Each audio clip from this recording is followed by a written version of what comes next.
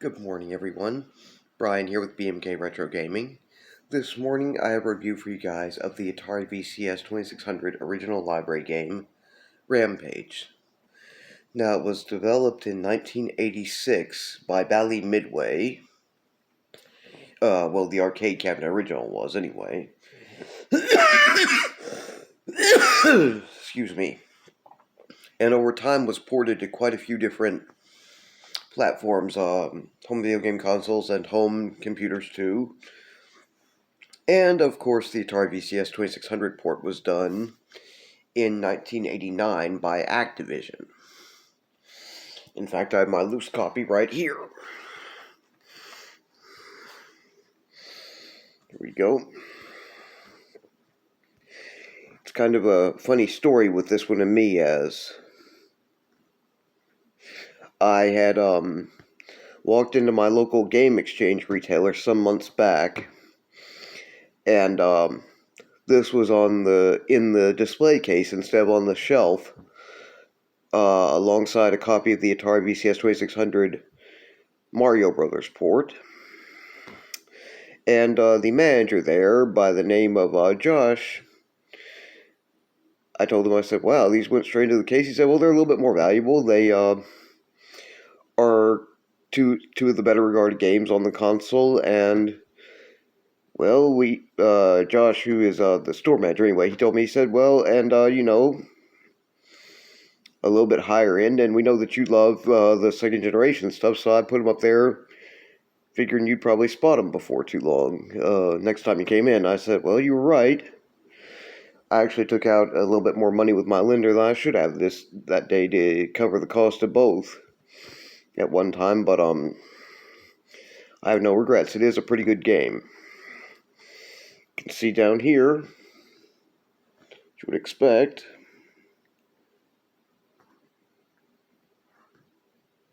Focus.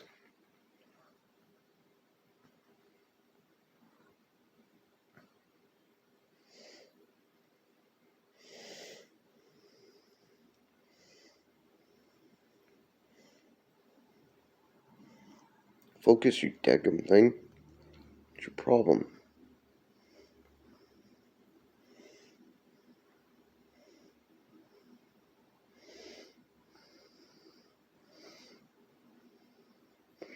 Focus.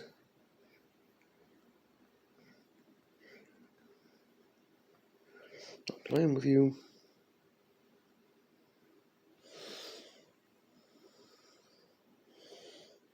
Let's go.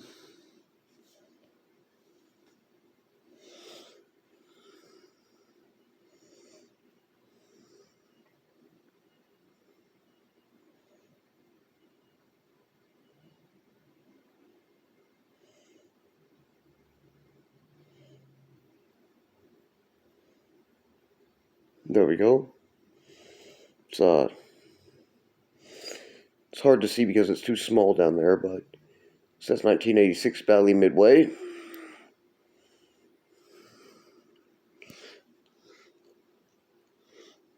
Ugh. Almost have a hard time focusing on it. As you guys can see, some might say I overpaid by, I paid by $27.99, but it was a good buy, really. Combined with the copy of Super Mario Brothers, it was a little bit of an expensive day, but again, no regrets.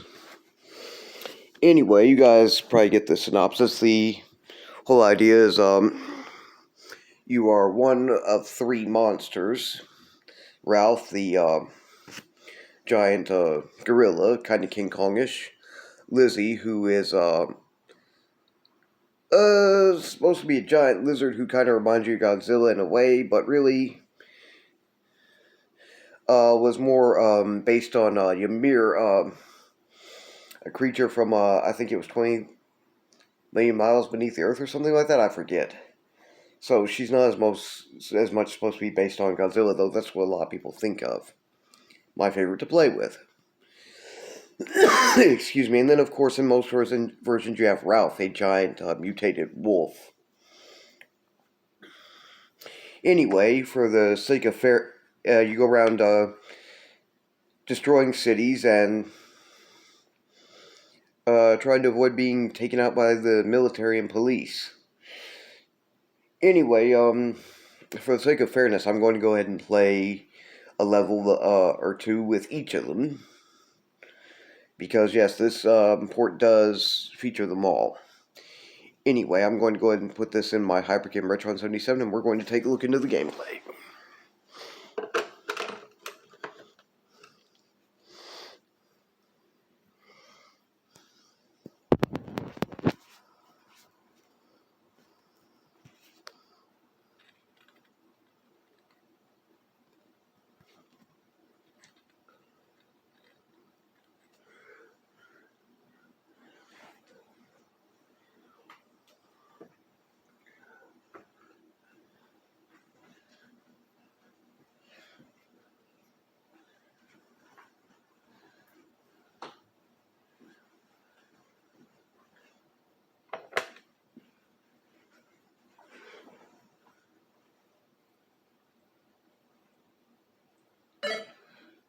There we go.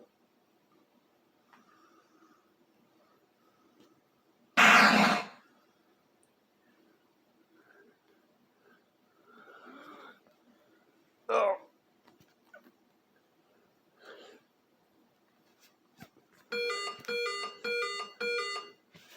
Attract mode, it's not a bad one.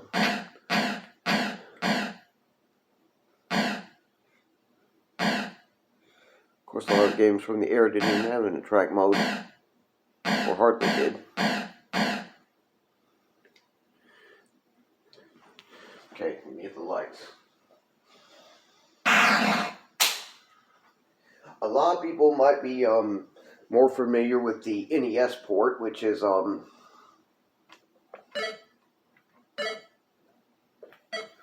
not the worst one. But here we go with George, I guess.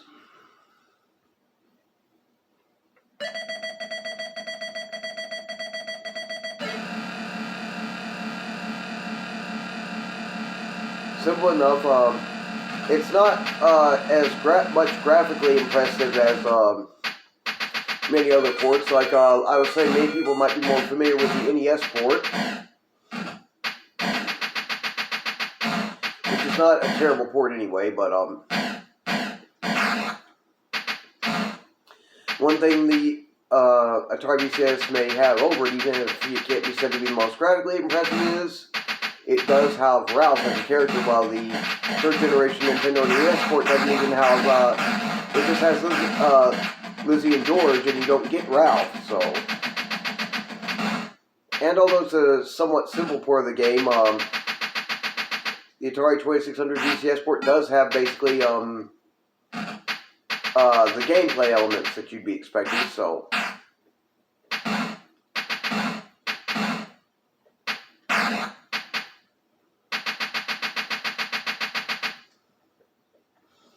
Has that going for it, and it has pretty nice sound effects, though no music. The other thing about this port, which is actually impressive, is that it was done on the Atari VCS 2600 at all, considering that, well, all this kind of goes a little bit, in some ways, beyond the general capabilities of what the Atari VCS 2600 could generally do in some respects. You had to get pretty creative to make this work. Okay, so now that was George. Here we're going with Lizzie for a minute, which Lizzie, as I said, is my favorite. I'm a Godzilla guy. Don't care if the monster is based on Godzilla for real or not.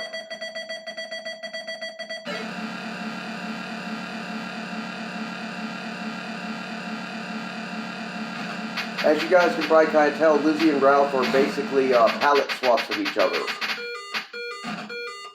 Lizzie isn't much more than a recoloring of George. Pretty much the same sprite, though. It's basically just your joystick to move and climb buildings, which you have to be kind of lined up with them okay, or it's not going to go down right.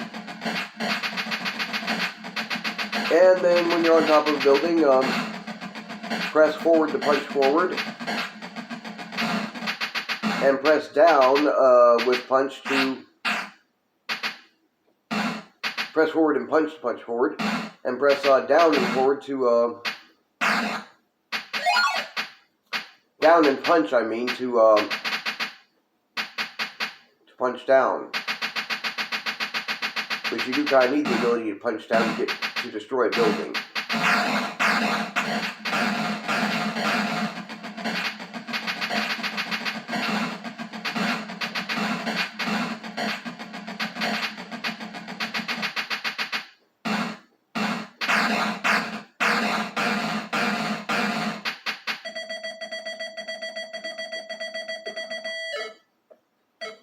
Here we go with Ralph instead. With Ralph, I'm not sure exactly what they were thinking. I mean, excuse me, it's nice that he's in a grayish color and all, but, and that makes sense. He's definitely not just a palette swap of the other two, but, with the way they've got his ears going here, way to go, Atari, with giving parents who are over-religious zealots who want video games to be seen as violent and obscene and all, you know.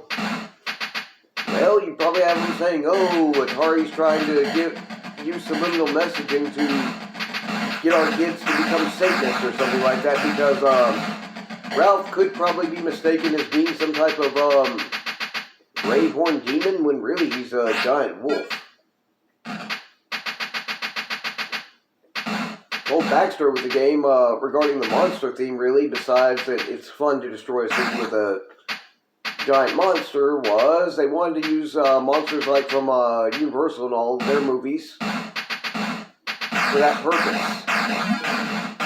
Of course, Universal didn't get on board because they wanted Dracula in particular to be included, which would probably not have been so easy to work into this and wasn't in the ideas that Bally Midway had. And Frankenstein's monster would have probably also ended up playing a bit of a part, but none of that happened. But yeah, Ralph's look here,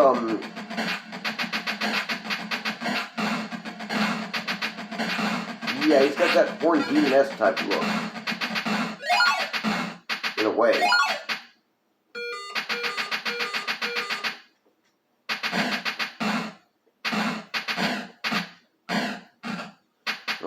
Silly thing. You guys can probably sit there, you've got a life bar, so there's a certain amount of life you can manage to lose within reason before you will die. Or at least be reverted down to a pretty much naked humanoid.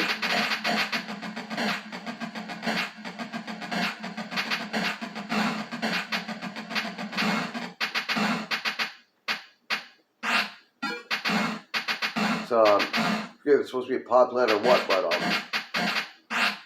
ate a human.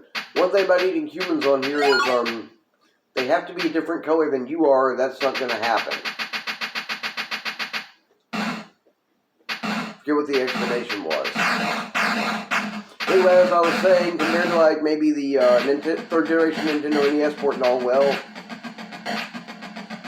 it doesn't have Ralph, so it's not impressive in those regards, but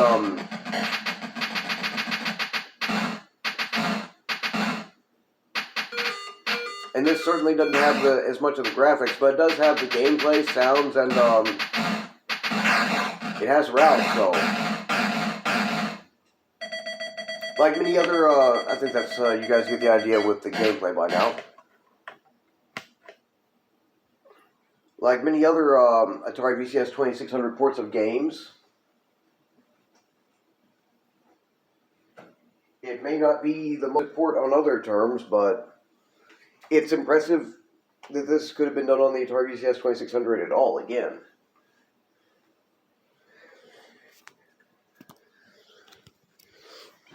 Okay, so that was Rampage. A 1989 Atari VCS 2600 original library game done by Activision. As I was saying, it's impressive it could be done on the Atari VCS 2600 and all, and that it has the gameplay, despite the fact that it doesn't really have The graphics, I wouldn't call them anything to write home about. Like I said, they could be done at all is impressive. And some might argue maybe it shouldn't have been. It was pretty late in the Atari VCS 2600's life, and with that being about as good as they could do even with Activision, maybe it was a bit of a mistake, but I think it's a mistake that was a happy one. A lot of gamers, wouldn't care if they had the worst port of a game. It's better if it's, especially with arcade ports. It's better than going out and spending, just wasting quarters on Arcade Cabinet Original when you can play it at home instead. At least I figure a lot of gamers thought of it that way.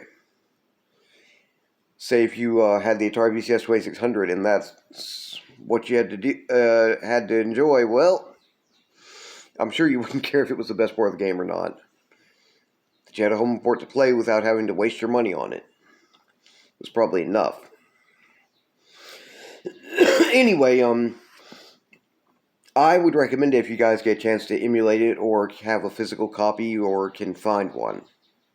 Because it does have the fun in all of the other ports and of the Arcade Cabinet Original for the most part, even if it's not quite as graphically impressive and the gameplay is a tad bit scaled back, but you get most of it. Anyway, my preferred YouTubers, Phil with his channel The No Square Gamer, Hi Retro Game Lord, Retro Comparisons, they have a video comparing and contrasting the Atari VCS 2600 port and the Arcade Cabinet Original, and another comparing and contrasting it to the third generation Nintendo NES port. And let's see, there's also John Hancock, or the Immortal John Hancock, has a good one, where he actually goes through and, if I'm not mistaken, features pretty much every port he owns of this game. This one. And, Patman QC, the history of arcade games, I believe it is, has a nice video detailing the history of Rampage as a game, including this port being featured and gone over a bit. So I'll leave links to all those. It's about 7 links to videos, so you guys should have plenty of Rampage if you want it. I'm also going to go ahead and include a link to the Wikipedia article, since it does have one. Again, if the Wikipedia article doesn't go straight to it from the link, just tell it that's what you want. Wait, ask it if that's what you were looking for, what you wanted, it'll go there. Don't know why it doesn't always link right, but you can find it anyway. If you enjoy my channel's content, please like, share, and subscribe. And please leave any questions, comments, or suggestions down in the comments section below. You guys take care, have a good morning, and I will see you again in my next video.